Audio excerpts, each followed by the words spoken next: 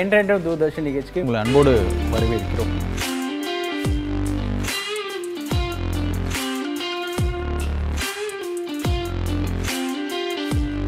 சூப்பரான கெஸ்ட் வர போகிறாங்க.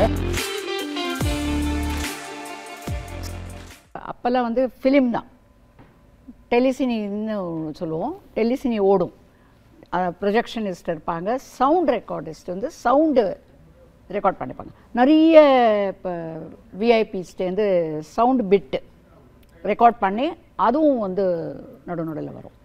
எது எப்போ வரும்னு அந்த க்யூ ஷீட்டை பார்த்து த்ரூ பண்ண வேண்டியது எங்களோட வேலை.